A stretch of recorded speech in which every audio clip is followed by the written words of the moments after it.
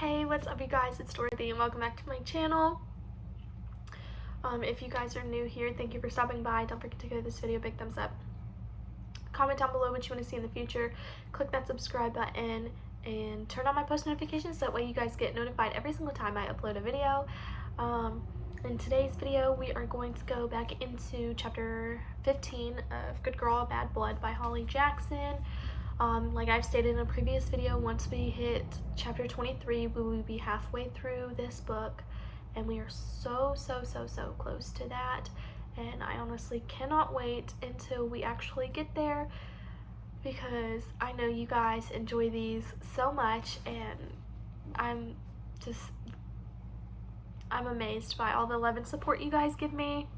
So let's just get right into this, and as always, this is a new drink of the day. Don't forget your daily dose of Dr. Pepper.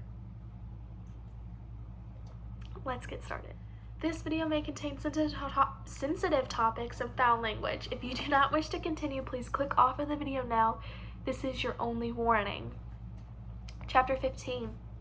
Pip was certain she could see the very moment Joanna's heart began to break. It wasn't when she told her and Connor about the calamity party, about Jamie following someone there. It wasn't when she said he left the party at 10:30 and was witnessed on the phone mentioning the police. It wasn't even when she told them Jamie had been lying to them for 2 weeks about still having his job and how he'd lost it. No, it was precisely when she said those exact words, life or death. Something instantly changed in Joanna. The way she held her head, the outline of her eyes, the way her skin slackened and paled, like some of her life and her had slipped away, drifting out into the cold air of the kitchen, and Pip knew she'd just given a voice to Joanna's very worst fears, even worse than that those would have come from Jamie himself. But we don't know what Jamie meant by that. It's possible he was exaggerating to minimize the trouble he was in, or get my mom to sympathize with him, Pip said, looking from Connor to Joanna's broken eyes. Arthur Reynolds was not home. Apparently he'd been out most of the day, and neither Connor nor Joanna knew where he was. Blowing off steam was Joanna's best guess. Do you have any idea what Jamie might have needed the money for? Wednesday, 2 weeks ago, Connor said. It's not like there were any birthdays or occasions coming up that he'd need the money for.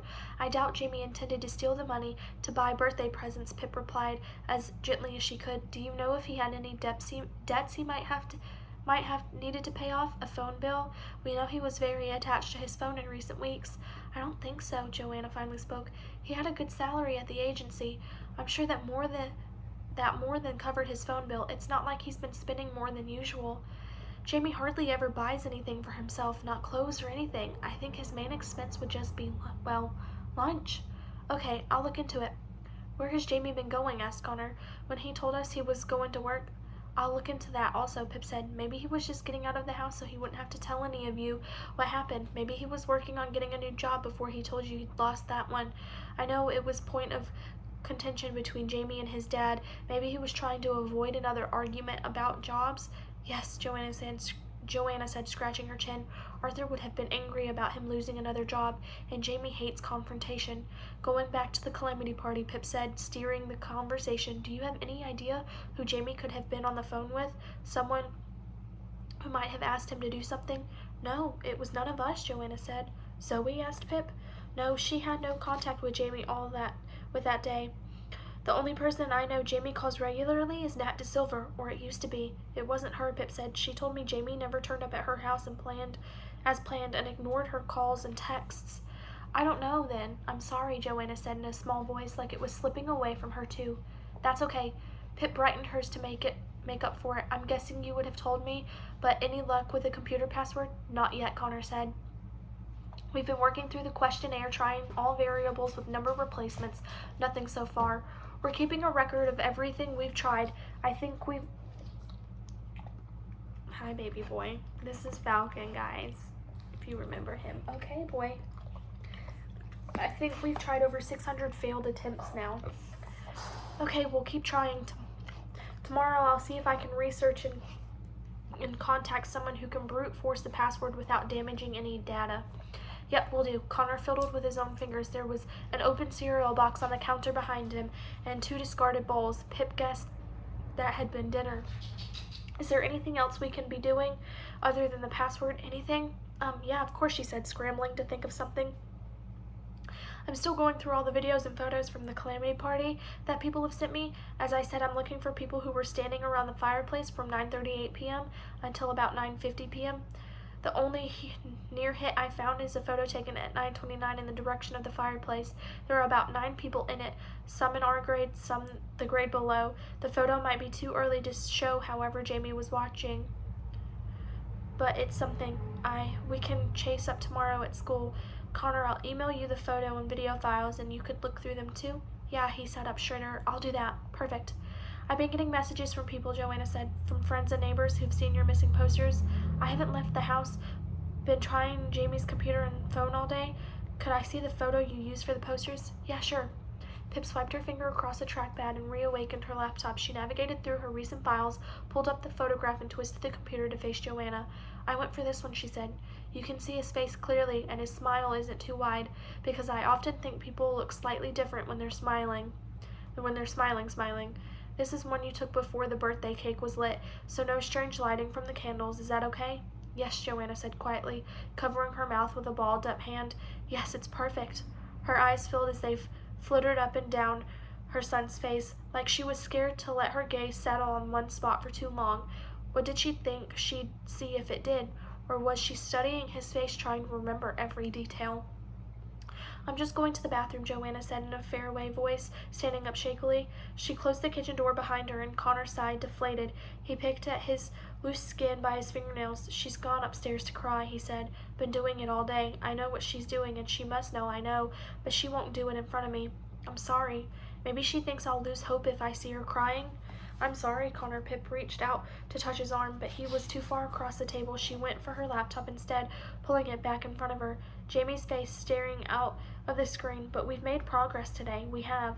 We filled in more of Jamie's timeline that night and have a couple of leads to look into. Connor shrugged, looking at the time on his phone. Jamie was last seen at 10:32 now, right? That means that the 48-hour mark is in 57 minutes. He went quiet for a moment. He's not coming back in the next 57 minutes, is he? Pip didn't know what to say to that. She knew something she should say, something she should have told Connor yesterday, not to touch Jamie's toothbrush or comb or anything that would have his DNA on it in case we ever needed it.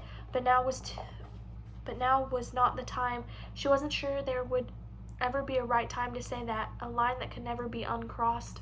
Pip looked instead at her screen, at Jamie's half-smiling face, his eyes seeing out into hers as she saw into his, as though there weren't 10 days between them. And then she realized he was sitting exactly opposite to her, at this very same table. She was here and Jamie was right over there, like a crack in time had opened up across the polished wooden surface.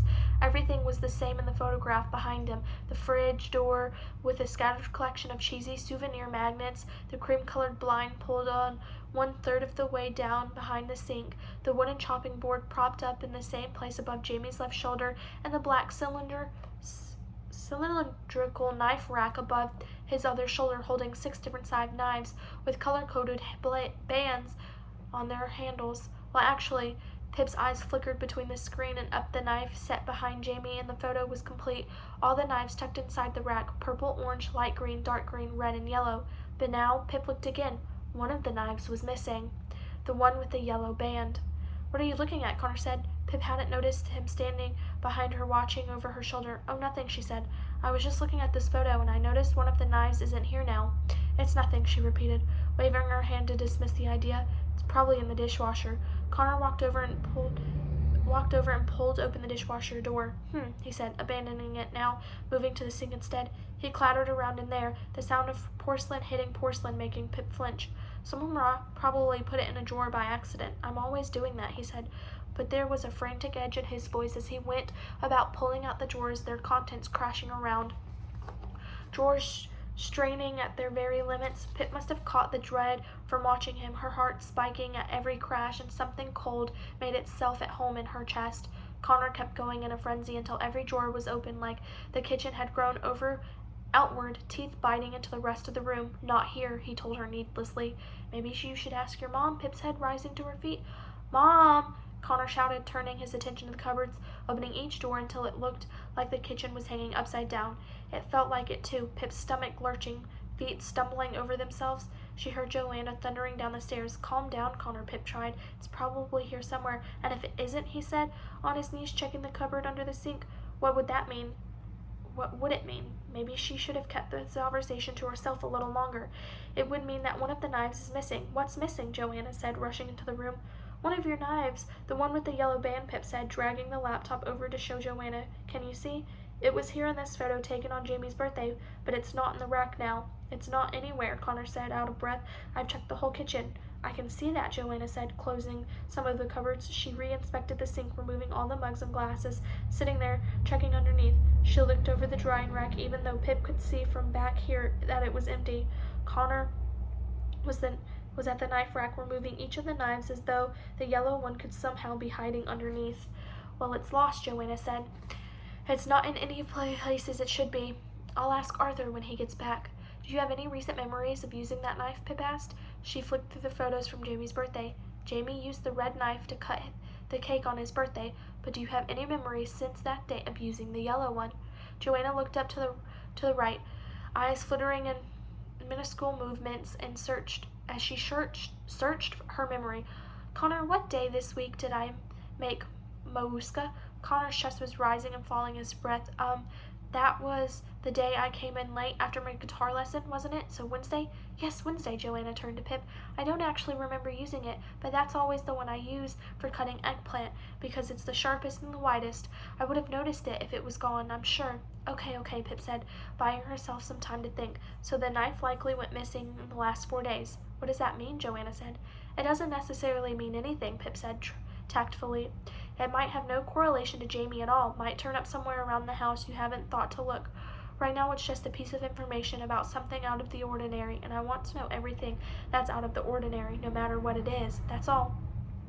Yeah, she should have kept it to herself. The panic in both Joanna's and Connor's eyes confirmed that. Pip glanced at the band of the knives and took a photo of the rack, an empty slot with her phone, trying not to draw too much attention to what she was doing.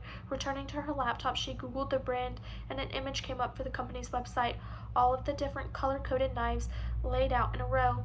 Yes, those are the ones, Joanna said behind her. Okay. Pip closed her laptop and slid it back into her bag. I'll get those Calamity files to you, Connor. I'll be looking through them until late, so if you find anything, text me right away. And I guess I'll see you tomorrow at school. Good night, Joanna. Sleep well. Sleep well? What a stupid thing to say. Of course she wasn't going to sleep well. Pip backed out of the room with a strained, toothless smile, hoping that they couldn't read anything on her face. Any imprint of thought she just had. The thought she had before she could stop herself looking at the online image of 6 colored knives arranged in a line, her eyes circling the yellow one. The thought that if you wanted to use one of the knives as a weapon, that you would choose the missing one. File name, photographs of knife set, last Thursday and today, .jpg. And there's a photo. File name, case notes 3.docs. The missing knife might be irrelevant. I'm desperately hoping it is. Otherwise, this case has taken a sinister turn, and I don't want to go down. But the timing does feel significant, that both Jamie and a knife from the Reynolds' house go missing in the same week. How do you just lose a great big knife like that? A 6-inch chef's knife, the website says, around the house? You don't. It must have been taken out of the house at some point after Wednesday evening. Strange behavior? Attempting to steal money from Mom's company is definitely out of character for Jamie, I know. The Reynolds say so too, that he's never stolen anything before. What was his plan? To take the card to the ATM and withdraw the maximum amount of cash? Google says this can be between $300 to $800. And why was he so desperate for the money? Random thought. Could this have anything to do with the woman's watch I found in Jamie's bedside table? It doesn't look new, but maybe he bought it secondhand, or could have it been stolen too. And what did Jamie's life or death comment mean? I get chills thinking about it. Looking back on it from the other side of his disappearance, was he talking about himself or someone else? No, buying a second-hand woman's watch probably doesn't fall under life or death. Not telling his family about losing his job doesn't feel inherently suspicious to me. Of course he'd want to cover up the reason why he was fired, but it also makes sense he wanted to hide the fact he was jobless again, given that so much of the tension between Jamie and his father has been about his non-committal job hopping and not having enough ambition to drive. On the topic of strange behavior, where was Arthur Reynolds today? Okay, I understand that he doesn't believe Jamie is really missing, that he's likely run off after the big argument and will be back in a few days completely fine. Past experience supports this theory, but if your wife and your younger son are so convinced something's wrong, why wouldn't you start to entertain the possibility? It's clear Joanna is distraught. Even if Arthur doesn't believe anything is wrong, wouldn't he stick around to support her? He still wants nothing to do with the investigation. Maybe he'll change his mind soon, now that we've passed the 48-hour mark. Calamity Party. What was Jamie doing there? My working theory is that someone he saw and told Nat about is likely a person in my grade or the grade below. Jamie spotted them at the memorial, and afterward he followed this person and as they walked, presumably with a group of friends, to Highmore and the Calamity Party at Stephen Thompson's house. I suspect Jamie went inside the sighting at 9:16 p.m. because he wanted to talk to this someone. Why else follow them? At 9:38 p.m., I believe Jamie was watching someone as they stood near the fireplace. A photo at 9:29 p.m. shows 9 identifiable people around the fireplace. Seniors Elizabeth Crossman, Kata Jux, Struan Copeland, Joseph Power, Emma Twaddis, and Aisha Bailey. Juniors Yasmin, Maya, Richard Willett, and Lily Horton. The photo doesn't overlap with Jamie's sighting, but it's the closest I have. I'll find them all at school tomorrow and see whether they know anything. Open leads. More photos or videos from calamity parties being sent in, going through them. Hillary F. Wiseman. The only Hillary F. Wiseman I can find is the 84-year-old who died in Fairview in 2008. Obit says she left behind 1 daughter and 2 grandsons, but I can't find any other Wisemans. Why was Jamie writing her name down within the last week and a half? What's the connection? Who was Jamie on the phone with at 10:32 p.m.? Long conversation, 30-plus minutes. Same person he's been texting/talking to in the recent weeks? Not Nat De Silva. The identity of someone and why Jamie followed them to from the memorial to the calamity. Stealing money? Why? Life or death? That is the end of chapter 15. I will see you guys in the next video. Bye!